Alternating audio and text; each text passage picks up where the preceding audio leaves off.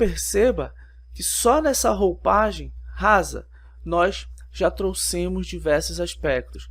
Você também precisa entender que dentro do direito ambiental você não pode ser um generalista. É claro, você precisa ter um conhecimento amplo. Então, percebo que existe uma grande oportunidade em vários nichos de atuação dentro do direito ambiental que você vai precisar ali se focar.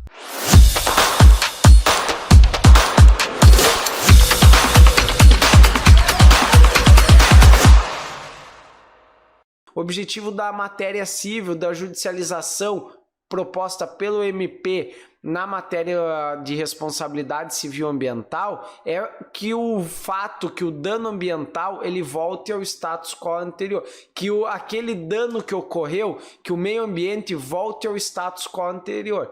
E aí? Existe essa possibilidade? Em muitos casos não. Então, o MP vai fazer esse pedido e subsidiariamente pode pedir uma indenização, já pensando que isso não vai poder, mas ele não pode fazer os dois pedidos e ser julgado procedente esse pedido do MP. Ou é a indenização ou é a reparação. Eu visualizo dessa maneira. Existem casos? Existem, mas um cliente do escritório não vai correr o risco de pagar uma indenização, de reparar o meio ambiente, porque cada esfera tem o seu objetivo. Lá na esfera crime, ele vai ser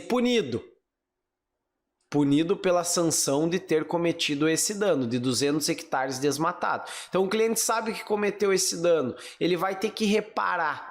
Ele vai ter que reparar o meio ambiente, sob pena de não conseguir reparar, de ter que indenizar um fundo lá que vai converter o valor ao meio ambiente a nível nacional.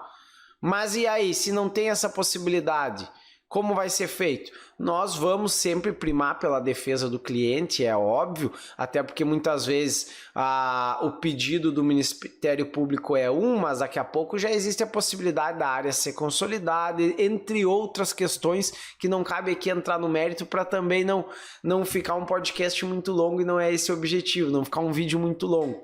Mas você visualizando, o MP entrou com a ação aqui, porque ele foi cientificado pelo órgão, pela polícia, enfim, que houve esse dano, ou através até mesmo de uma denúncia, ele tem que, nesse caso aqui, eu não vejo como o MP não entrar com uma ação civil pública.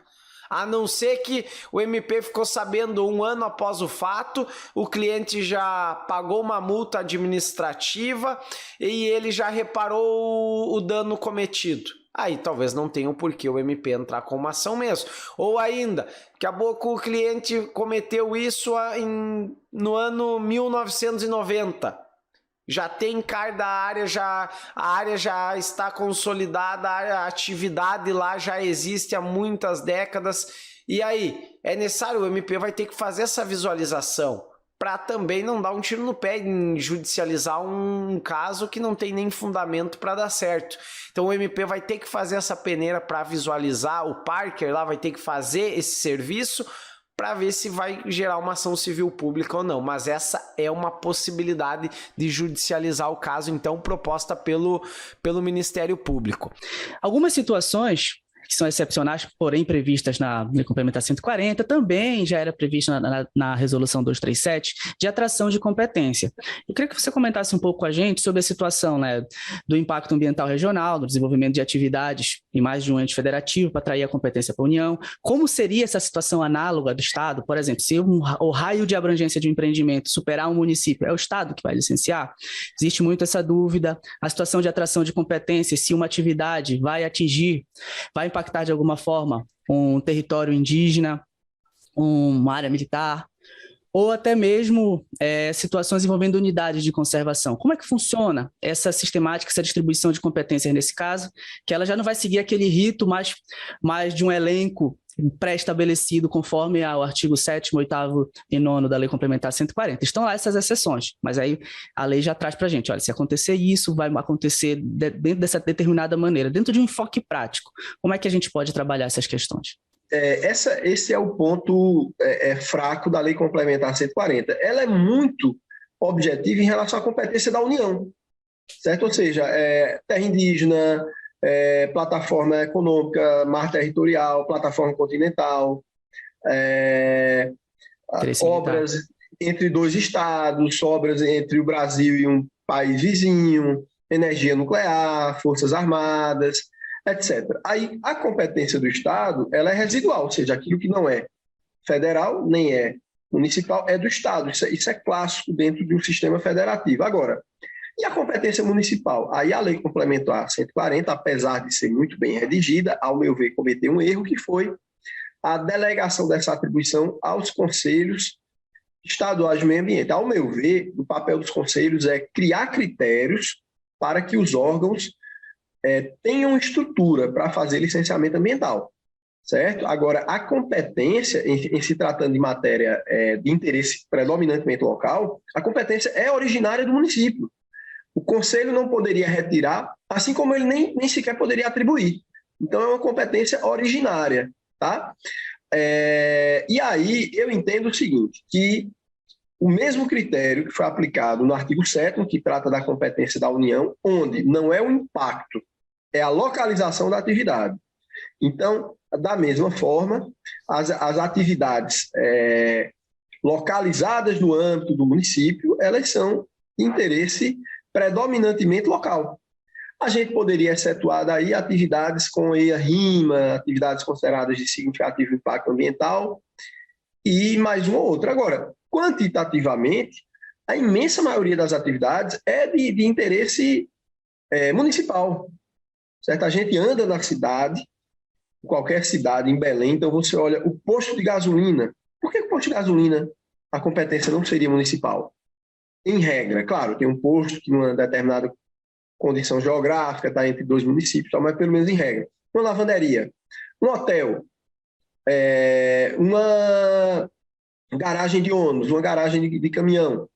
Então, um supermercado. Então, essas atividades e muitas outras, pelo menos na imensa maioria dos casos, é de interesse local. E aí eu defendo a interpretação com base no princípio da subsidiariedade, que é, segundo o qual o poder deve ser exercido o mais próximo possível da população, certo? Então, na dúvida entre competência municipal e estadual, é o município, claro, se o município tiver estrutura, certo? E assim por diante. Se você pegar o caso que eu conheço bem, que é o caso do Rio de Janeiro, né? Então, muito bem. Eu moro no bairro da Lagoa, moro assim de frente para a Lagoa. Se a gente for aplicar o que seria a APP, tudo que está em volta da Lagoa estaria no APP. Então, veja, não tem como você simplesmente vai dizer o seguinte, olha, tira esses prédios todos daí, isso não é real, certo? E acho até o seguinte, esse tipo de comportamento, ele coloca o debate ambiental num nível muito baixo, tá? Ele coloca o debate ambiental num nível muito rasteiro e que prejudica o debate ambiental. Tá? Qual é a solução? Muito ferro e fogo, não é isso, professor? 880? O direito ambiental não é isso. E essa dificuldade, tanto para lá como para cá, essa é a dificuldade de entender o direito ambiental. Só já andando um pouquinho e conversando um pouco sobre o que falaste, né? Eu citei ali o tema 99 que está bem sendo aplicado e cito outras situações que eu vejo que a gente pode narrar por causa dessa incompreensão, né? Recentemente, né, me deparei com uma decisão que eu precisei agravar, mas nós precisamos agravar porque não foi concedida a tutela de urgência, considerando que o entendimento do magistrado era que aplicava-se, então, ali o tema 999, a relação à responsabilidade administrativa, estava questionando a legalidade de um auto de infração. E aí eu questionei, por que está se aplicando o tema 999 se está falando de responsabilidade administrativa? Porque ela é objetiva também. Então você está aplicando porque você considera ela objetiva, né? Porque está lá expresso, né? Que se aplica só a responsabilidade administrativa. Eu não vou lembrar agora o número do acordo, mas recentemente também já foi dito aqui, já foi dito pela STF, que essa responsabilidade se aplica só à responsabilidade civil e não a outra, né? Salvo engano, o ministro Fux falou isso, nessa fala, com essas palavras. Então, você está precisando explicar, calma, vem cá, olha, é assim que funciona, né? Igual as suas da STJ, mais recente, que tem que estar explicando como elas se aplicam. E aí a gente tem outros pontos, por exemplo, agora já vou sair um pouco da advocacia lá para onde eu trabalho, né? Junto, por exemplo, a Rafael Matos ali, prova da OAB.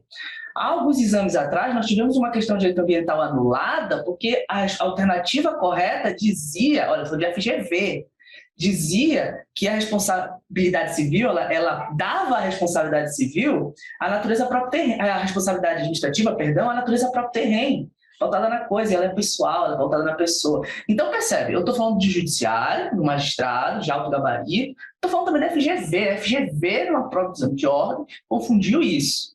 Então, percebe como o tema, ele, de fato, no âmbito geral, ainda não está, não. É algo que está sedimentado no pensamento das pessoas, apesar de ter uma linha reta já bem conduzida. Não. O Código Florestal, ele protege 3 áreas que podem estar localizadas em propriedades rurais. Nós temos as áreas de preservação permanente, as áreas de uso restrito e as áreas de reserva legal, sendo que as APPs podem estar em áreas urbanas também. As APPs, elas visam proteger algum outro recurso, algum outro bem. Então, você vai encontrar, por exemplo, a APP protegendo uma nascente, protegendo um recurso hídrico, um topo de morro. Diversas são as hipóteses de APP, são 11 no total, descritas lá no artigo 4º do Código Florestal. As áreas de uso restrito, por sua vez, são as planícies pantaneiras, né, os pantanais, e também aquelas áreas localizadas em declividade superior a 25 graus e inferior a 45 graus. Já as áreas de reserva legal não se confundem com essas duas. As áreas de reserva legal, elas não visam proteger diretamente um outro recurso e nem mesmo estão delimitadas com base em algum grau ou algum relevo. Não. As áreas de reserva legal simplesmente visam a manutenção de vegetação nativa no interior da propriedade. Então, essa área pode estar em qualquer lugar do imóvel rural. É claro que há alguns critérios para a alocação dessa reserva com base na lei nova, mas não há uma localização expressa, como, por exemplo, o caso das APPs e para as áreas de uso restrito.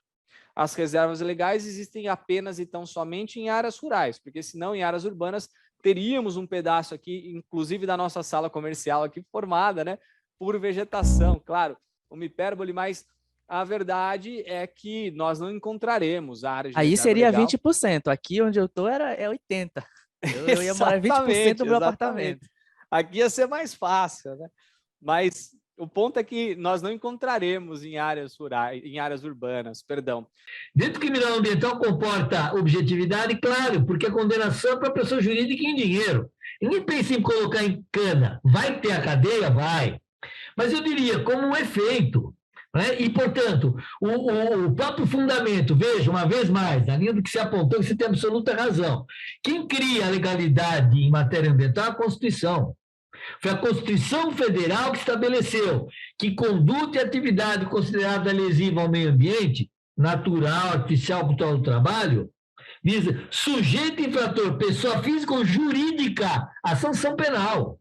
Pronto. Tá. Daí a Lei 9605 de 98, que dá ali meio ambiente natural, artificial, cultural do trabalho. Então perceba, isso é uma visão que está dada à nossa jurisprudência.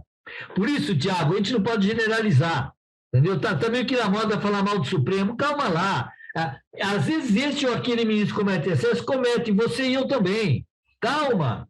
A gente não pode derrubar uma importantíssima jurisprudência concedida pelo Supremo por conta do enfrentamento político da atualidade que vai passar, Tiago. Depois da eleição, você vai ver que o pessoal sossega o pito. Entendeu? Agora, é claro, tem coisa... Eu mesmo estou dizendo para você, olha, Tiago, eu no meu programa de doutorado tenho 5 ministros do STJ, meus amigos pessoais. Uma coisa, outra coisa... Quando eu faço a crítica aqui do indúbio pro natura, né, que aliás começou por força de um juiz que é meu amigo pessoal há 30 anos, mas que é ativista, não vou citar o nome, procure quem quiser, né? Mas o que acontece é aquela coisa do correlator, Tiago. Então, faz lá um belo de um trabalho, mesma coisa o ministro Toffoli, que inventou o princípio da precaução. Inventou. A precaução não existe no nosso sistema normativo, existe prevenção. Precaução não existe. Mas aí, Sua Excelência inventou. Daí, com o relator, 11-0. Não adianta eu chegar para o cliente e falar, isso é uma excrescência, ele fala, não quero saber de tese, sou obrigado a seguir, Então, este é um exemplo de um poder judiciário ativista que faz um estrago violento. Você não pode, como advogado, deixar de considerar com a empresa que o princípio da precaução, que eu sempre combato até hoje, eu publico, né? Mas que ele não existe do seu ponto de vista de efetividade, porque existe. Foi inventado. Você não vai encontrar precaução, Tiago, a gente advoga na China também, não há precaução, que tenha prevenção, que tenha poluidor pagador. Nos Estados Unidos, as 20 maiores economias do mundo têm prevenção e têm poluidor pagador. Agora, precaução. Então, veja, isso é um problema sério, porque acaba incorporando, por força de decisão judicial, faz até uma brincadeira, joga uma tese que, embora não tenha força de lei, é o quê? É julgada procedente. Depois vai para a STJ que cria lá em dentro, é lavagem de direito difuso. Então, ele joga a ideia ali, não, mas não tem na lei, mas já está interpretado. Então, a nossa tarefa de advogado, Tiago, é de heroísmo. Porque a gente tem que enfrentar um ativismo que tem sido fortíssimo na área ambiental e tem que dizer o óbvio, né? E criticam você porque você disse que tem que cumprir a legalidade. Mas em que mundo a gente vive? Então, veja que essas considerações são considerações do advogado militante. Se você está nervoso, se você está ansioso, se você não está acreditando no que você está passando para o cliente de informações, né? Eu vou ter que pegar um papel e uma caneta e fazer um resumo disso. O que vai acontecer? O cliente vai sentir, o cliente sente na ligação, e se o cliente sentir que você está inseguro, ele não vai comprar de ti, ele não vai confiar em ti. Então, primeira coisa é a imagem, a segunda coisa é você ter confiança em você mesmo e no teu produto, no que você vende, e passar essa segurança para o cliente.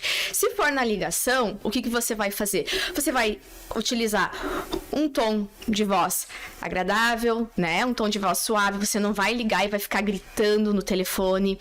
Você vai... Outra coisa que é muito importante, o cliente, ele gosta de falar, o cliente gosta de contar a história dele. Não adianta você ligar para o cliente e fazer uma parte técnica, uma apresentação maravilhosa, porque o cliente não está interessado no que você quer vender. O cliente está interessado, primeiramente, em solucionar o que ele precisa, através que ela vai se comunicar com a venda, né?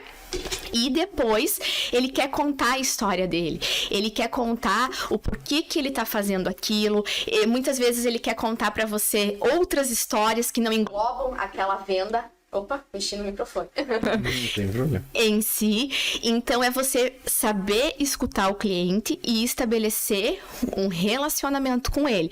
No momento que você criou um relacionamento com ele, não é simplesmente a venda, você já ganhou o cliente ali em 80%. Quando trata de um grande projeto, com certeza, se você virar o verso de uma licença, você vai ver ali as condicionantes socioeconômicas. Por quê? Porque a gente sabe que o licenciamento ele tem uma discussão, né, a respeito do caráter da sua natureza de ato vinculado ou sui generis, enfim, como costumam entender, mas a gente sabe que na conclusão dele, geralmente as condicionantes ela acontecem, ou seja, são demandas que o órgão entende que o empresariado, que as empresas, elas devem cumprir no decorrer do exercício da atividade. Algumas são mais imediatas, outras elas podem ser o que a gente chama de condicionantes de meio, elas vão acontecer no prazo de 90 a 120 dias, e outras, na verdade, são condicionantes com relação aos relatórios dos impactos produzidos. A socioeconomia, a partir do momento em que ela é estudada dentro de um projeto, ela faz parte, sim, desse rol de condicionantes. E, geralmente, elas vêm dentro do quê? De planos, programas e projetos relacionados ao meio socioeconômico.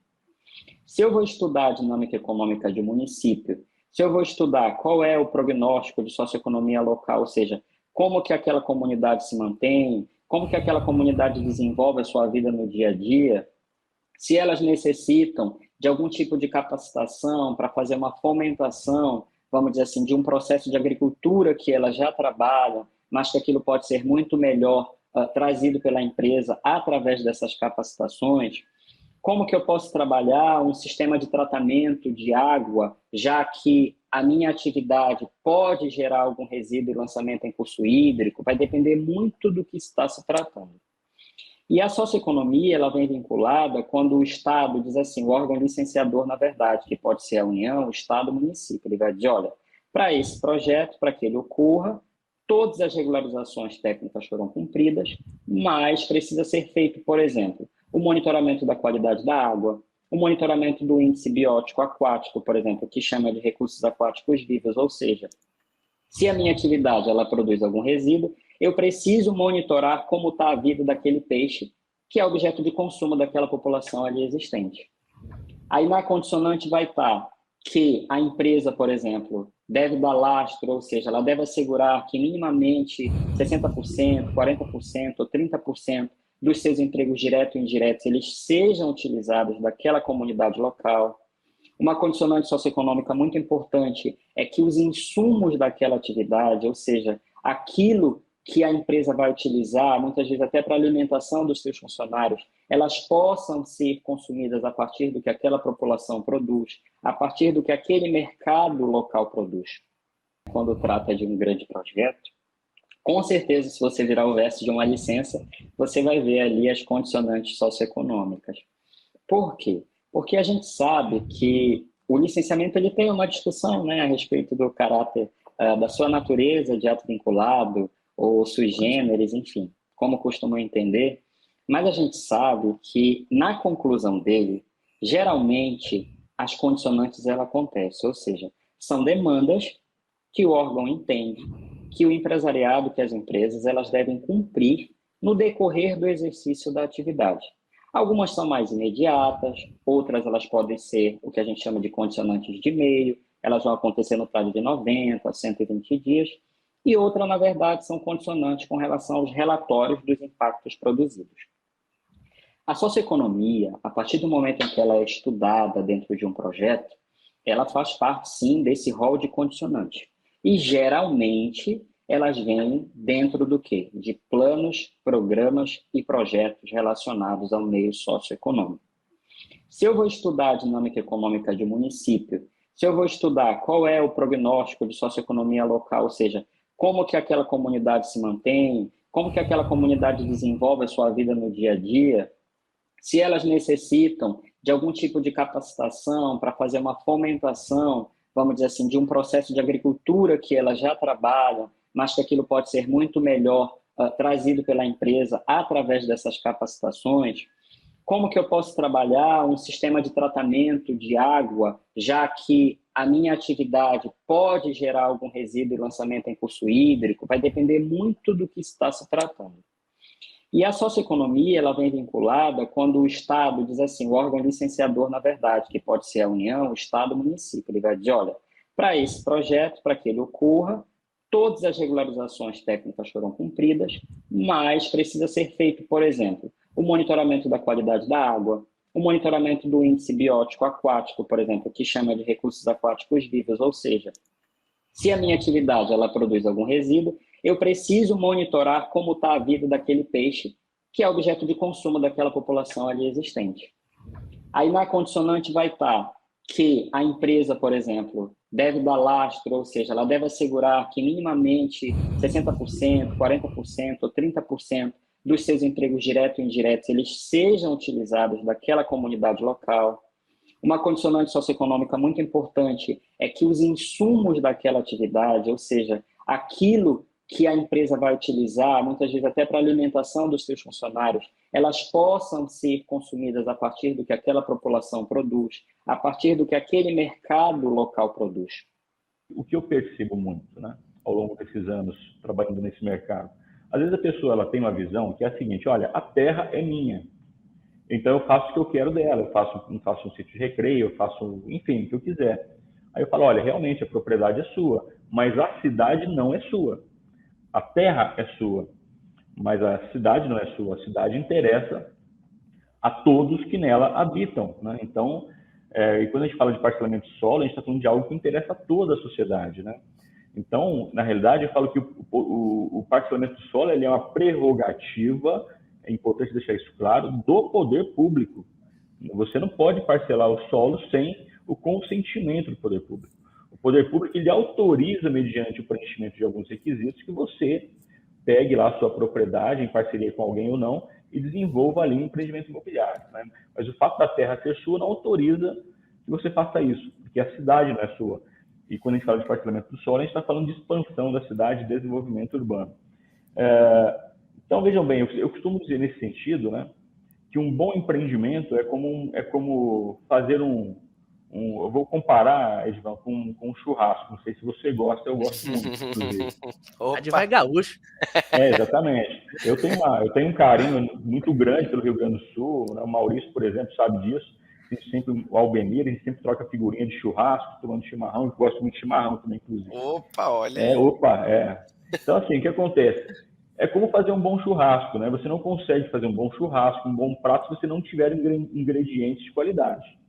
Então, a primeira coisa que o loteador, o empreendedor do mercado precisa entender é que ele precisa de uma área boa. Se a área não for adequada, ele não vai conseguir fazer um bom empreendimento, né? O que eu percebo muito, né, ao longo desses anos trabalhando nesse mercado, às vezes a pessoa ela tem uma visão que é a seguinte: olha, a terra é minha, então eu faço o que eu quero dela, eu faço um sítio de recreio, eu faço, enfim, o que eu quiser. Aí eu falo, olha, realmente a propriedade é sua, mas a cidade não é sua. A terra é sua, mas a cidade não é sua. A cidade interessa a todos que nela habitam, né? Então, e quando a gente fala de parcelamento de solo, a gente está falando de algo que interessa a toda a sociedade, né? Então, na realidade, eu falo que o parcelamento de solo ele é uma prerrogativa, é importante deixar isso claro, do poder público. Você não pode parcelar o solo sem o consentimento do poder público. O poder público ele autoriza, mediante o preenchimento de alguns requisitos, que você pegue lá a sua propriedade, em parceria com alguém ou não, e desenvolva ali um empreendimento imobiliário, né? Mas o fato da terra ser sua não autoriza que você faça isso, porque a cidade não é sua. E quando a gente fala de parcelamento do solo, a gente está falando de expansão da cidade e desenvolvimento urbano. Então, vejam bem, eu costumo dizer nesse sentido, né, que um bom empreendimento é como fazer eu vou comparar, Edvan, com um churrasco. Não sei se você gosta, eu gosto muito, inclusive. A de vai gaúcho.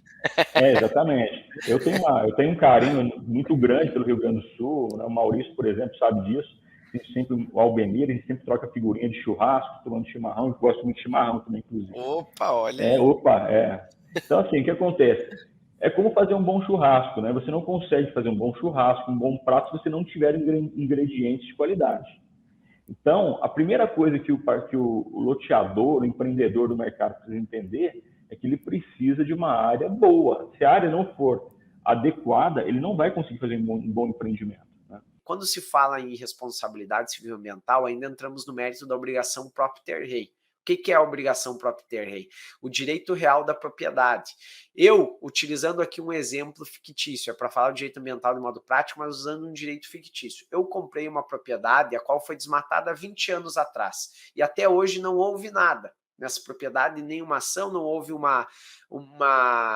nem mesmo um auto de infração administrativo, não houve nada. Mas eu comprei aquela propriedade por um valor que eu paguei como se ela estivesse toda adequada. E aí comprei, há 1 ano atrás, essa propriedade. E agora veio uma ação civil pública em desfavor, teve um inquérito civil, veio uma ação civil pública onde eu sou o réu por um dano ambiental cometido pelo antigo proprietário há 20 anos atrás. É justo essa questão? Não estamos aqui falando de equidade também.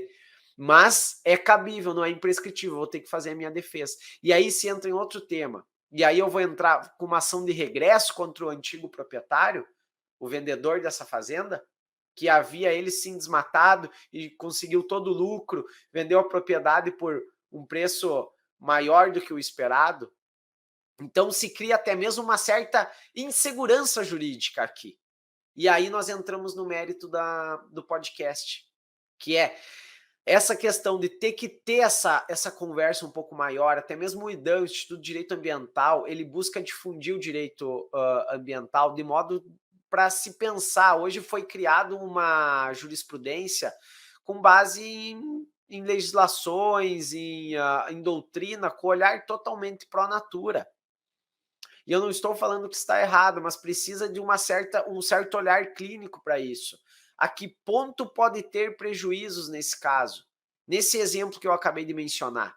Seria justo com uma pessoa, nesse sentido, comprou, pagou um preço maior, até mesmo por uma propriedade, e aí agora vai ter que buscar uma reparação, que muitas vezes a ação civil pública vem com um valor surreal, o pedido, com talvez um pedido aqui de milhões para que seja reparado o meio ambiente. Não estou dizendo que está errado essa reparação, só que talvez não seria injusta essa reparação agora para o atual proprietário. Então precisa ter muito essa questão do passivo ambiental, vai permanecer para sempre? Esse passivo ambiental, até que ponto? Precisa ter um olhar mais clínico para isso, precisa ser estudado um pouco mais forte, tem que ter essa visão pelos julgadores. E aí entra até mesmo a questão das defesas. O pessoal, muitas vezes, os clientes chegam até nós sem saber a quem recorrer. Eles chegam apavorados quando se fala nesse tema, e realmente eles estão no buraco, muitas vezes. Você, cliente, que está tendo que se defender de uma ação civil pública por causa de um dano de 15, 20, até mais tempo, um dano de décadas atrás, tem que fazer a sua defesa de forma perfeita, de forma adequada, buscando e primando sempre pela excelência, sob pena de ter que reparar um dano que talvez não foi nem você mesmo que cometeu. Paulo de Bessa Antunes, que é um norte meu, eu chamo de Paulo Bom a Bessa Antunes, ele fica até sem graça. Ele tem uma obra que é o Dano Ambiental, uma abordagem conceitual. Isso aqui é uma pérola, porque o dano ao meio ambiente propriamente dito é uma coisa, mas a lei fala ao meio ambiente e a terceiros, né? Então é o dano ambiental puro e impuro, ou aquele que é o dano de natureza material atrelado ao dano ambiental efetivamente, né? Eu tenho que ter o dano ambiental para ter esse dano reflexo e ali trabalhar. Veja, você falar em imprescritibilidade para o primeiro eu entendo, para o segundo não. E nós precisamos trabalhar isso. Nós precisamos levar isso ao judiciário. Perfeito. E quando a gente vai ao judiciário, a gente encontra um defeito de origem que é perigosíssimo, que é o ativismo.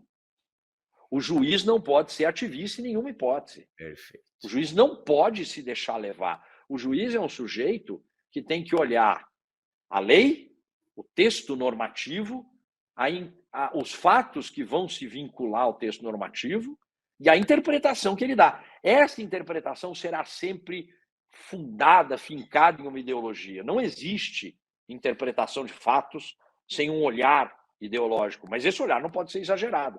Ele tem que tender ao zero. O exercício da magistratura, aquela caneta, eu disse, é tão pesada, é uma profissão de fé, porque ele tem que se despir das próprias visões, dos próprios interesses, dos próprios pensamentos. E isso é muito duro, é muito difícil. Agora, você encontra decisões que são decisões que excedem. Vamos além da imprescritibilidade, a questão da forma de responsabilidade, né? A responsabilidade objetiva pela teoria do risco integral. Eu discordo. Eu respeito, mas discordo. A Constituição diz que a atividade nuclear vai responder por esse modelo de responsabilidade. Significa que a lei estabeleceu o que é, porque em regra não é. Isso é um pensamento básico de direito. Nós precisamos discutir mais isso. E vão pegar julgados. A jurisprudência, na minha visão, ela vai se tornando cada vez mais perigosa, porque ela sai da lei e vai para o princípio. O princípio é um tipo de norma jurídica como é a lei ordinária.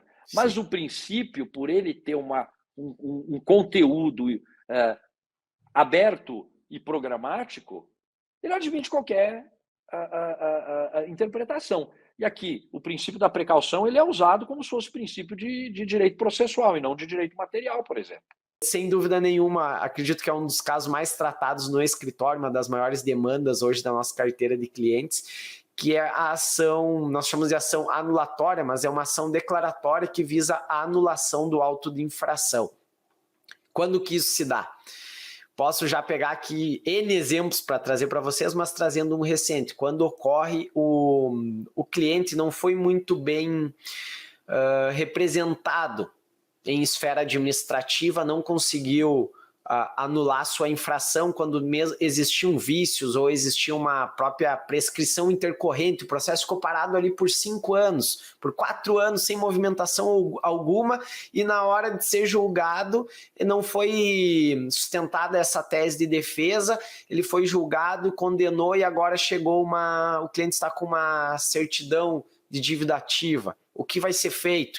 Então, existe essa possibilidade de buscar judicializar o caso visando a anulação do auto de infração. Isso, sem dúvida nenhuma, hoje é um dos carros-chefes do escritório, porque muitos clientes acreditam que agora sim, agora deu zebra aqui. Agora não tem mais para onde correr. Então vou ter que pegar um advogado bom, um advogado top para resolver, um advogado com expertise nesse caso, para resolver a minha demanda, porque agora eu não consigo mais. Muitos clientes até tentam resolver de forma pessoal mesmo o seu caso, vão lá e tentam resolver, ou contratam um advogado que não é especialista, porque pensam que a matéria administrativa é simples, vai ser tudo resolvido. Muitos clientes pensam até o quê? Que batem na nossa porta do escritório buscando, eles chegam e contam a história. De fato, eu tentei resolver com um cara que era conhecido, que trabalha no IBAMA, eu conheço o deputado tal que ficou de resolver o meu problema. Não é assim, não é porque é um processo administrativo que é fácil de ser solucionado, não. Tem que contar com a melhor defesa, tem que contar com uma defesa que seja capaz de buscar a melhor tese possível para aquele caso, pois não é tão simples de ser resolvido. A legislação federal prevê o quê? Que em matéria ambiental, o mesmo órgão que lavra o auto, ele julga, então não é tão simples de ser resolvido, não. Existe aquele certo coleguismo que se fala de algumas instituições, o meu colega lavrou esse auto aqui, ele vai ser julgado procedente. Não estou criticando, não estou criticando o órgão ambiental da maneira como ele faz o seu procedimento, mas tem que ser muito visto, e hoje é um dos carros-chefes do escritório, a ação declaratória, então, para buscar a anulação de um auto de infração. Dentro da temática do licenciamento, especificamente sobre dispensa e inexigibilidade, como é que o STF, agora aprofundando mais a questão, vem se posicionando, e a questão se existe antagonia entre esses conceitos, ou se eles são sinônimos. Fala um pouquinho mais da gente sobre a questão de dispensa e inexigibilidade, como você já apontou o seu entendimento, mas como é que o STF vem construindo o entendimento da Suprema Corte em relação a esse recorte específico do licenciamento, que é algo muito sensível, realmente muito sensível. O que eu quero dizer é o seguinte, é que esse tipo de juízo, ele é predominantemente um juízo técnico. Então, o órgão técnico, ele deve dar a última palavra. Nós temos um princípio constitucional, que é o princípio da separação dos poderes. Então, essa lei citada, do caso de Rondônia, como já teve outras normas também, no sentido parecido, seja ambiental ou não, em que havia uma vinculação, certo, ao próprio poder legislativo, ou o poder legislativo ele interferir no licenciamento. Ao meu ver, isso interfere, além da questão material do direito ambiental, de haver um comprometimento, né, da proteção desse valor constitucional, mas isso interfere na autonomia, na independência dos poderes. Nós estamos falando de um procedimento que é que ele tramita única e exclusivamente no âmbito do poder executivo. Claro, o poder legislativo, como qualquer cidadão, como qualquer esfera de poder, como qualquer órgão público, ele pode pedir informações, ele pode fazer sugestões, ele pode acompanhar. O princípio da participação é uma mola mestra do direito ambiental, mas as decisões do Supremo Tribunal Federal nessa matéria, elas têm tentado assegurar a autonomia do órgão ambiental na condução desse processo. E aí nós teríamos o seguinte entendimento. A dispensa é algo feito de maneira, em regra, prévia, antecipada e geral para um determinado setor, um determinado grupo de atividades. Pode haver também, aí já seria uma exceção, uma dispensa para um empreendimento específico. Certo? Muitas vezes com a melhor das intenções de desburocratizar ou de incentivar aquela atividade econômica. Então, ao meu ver, isso não pode ocorrer. Por exemplo, tem vários, eu falei da questão do acórdão da cassinicultura, tem vários estados onde existe um decreto que dispensa do licenciamento ambiental atividades de carcinicultura ou de piscicultura, dentre várias outras. Então, isso não é possível. Por exemplo, tem lugares onde existe também uma dispensa, ora por lei, ora por decreto, de habitação social. Olha, mas o Brasil precisa de habitação social. De fato, precisamos muito. Mas e aí, se nós abrirmos mão do controle ambiental, estaremos criando um monstro. Vai ser feita moradia de qualquer maneira. Então, resolvendo um problema aqui e criando um problema, às vezes até mais grave, acolá. Quando, na verdade, não são bens incompatíveis. Bom, então, a dispensa, ao meu ver, ela não pode e não deve ocorrer. O que pode ocorrer é a inexigibilidade. A inexigibilidade é quando o órgão ambiental simplesmente constata que aquela atividade não tem potencial poluidor e que, portanto, não estaria sujeita ao licenciamento ambiental. Então, é possível, claro, tem decisões do Supremo Tribunal Federal que não são tão claras nesse sentido, mas em outras decisões é possível ver uma perfeita distinção entre a dispensa, que não é permitida, certo? Porque você estaria abrindo mão do controle ambiental, e a inexigibilidade, que é quando a atividade simplesmente não tem potencial poluidor, assim constata o órgão ambiental, e, portanto, ela não tem que se sujeitar ao licenciamento ambiental.